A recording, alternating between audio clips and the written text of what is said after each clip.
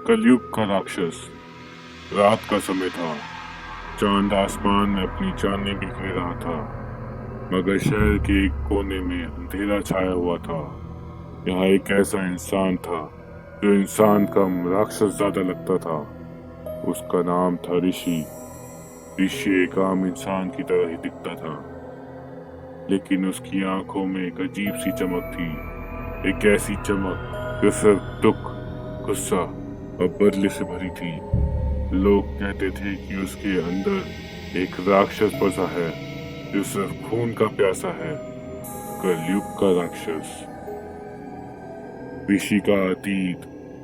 किसी वक्त ऋषि एक साधु संत का भक्त था। उसका परिवार एक शांत और समृद्ध जीवन जीता था। लेकिन एक दिन जब उसके माँ बाप और छोटी बहन को एक ढोंगी तांत्रिक ने बलि चढ़ाने के लिए मार डाला, तभी से ऋषि का मन बदले की आग में जलने लगा। उसने अपनी आखिरी सांस तक प्रतिज्ञा ली कि वो हर ऐसे ढोंगी बाबा और मंत्री महाराज को खत्म करेगा जो धर्म के नाम पर पाप करते हैं।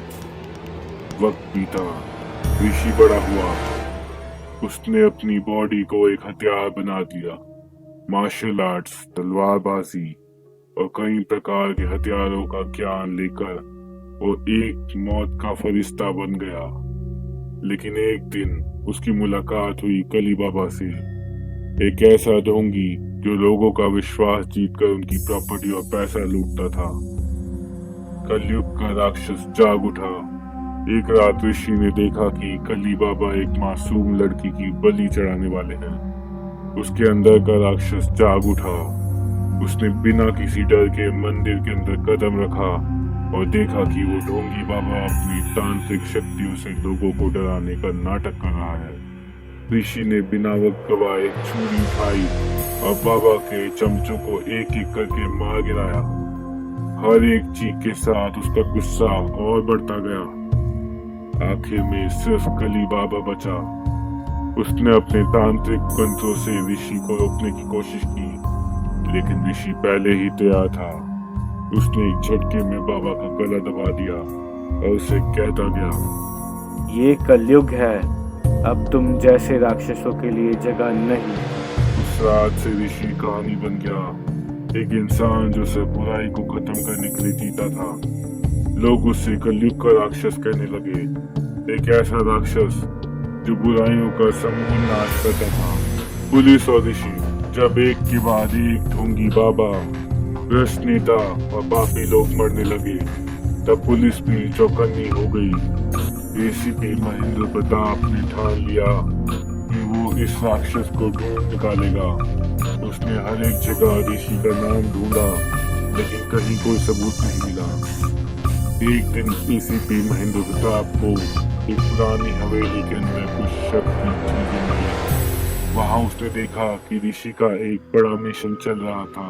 वो और एक ढोंगी बाबा भैरवनाथ का सफाया करने वाला था, जो लड़कियों को दानव बलि के नाम पर मार डालता था। एसीपी महेंद्र प्रताप ने सोचा कि वो उसे वहीं पकड़ लेगा, लेकिन जब उसने देखा कि भैरवनाथ एक छोटी लड़की की बलि चढ़ाने वाला है, तब उसका भी दिल कांप गया। ऋषि सच में एक राक्षस नहीं है, एक रक्षक है, महेंद्र प्रताप ने मन ही मन में सोचा। उस रात जब ऋषि ने भैरवनाथ को खत्म कर दिया, तब महेंद्र प्रताप उसके सामने आया। तो तुम हो कलयुग के राक्षस, तुम्हें अरेस्ट करना पड़ेगा राक्षस। ऋषि सिर्फ एक बार मुस्कुराया। अगर तू मुझे अरेस्ट कर सकता है तो कर ले। लेकिन महेंद्र प्रताप ने बंदूक नीचे कर दी। मैं नहीं चाहता कि तू अरेस्ट हो। तू वही कर रहा है जो हमें करना चाहिए था, लेकिन एक दिन तुझे भी रुकना पड़ेगा। ऋषि मुस्कुराया और अंधेरे में खो गया। एसीपी महेंद्र प्रताप समझ गया कि कलयुग का राक्षस सिर्फ तभी मरेगा जब दुनिया से पाप खत्म हो जाएगा।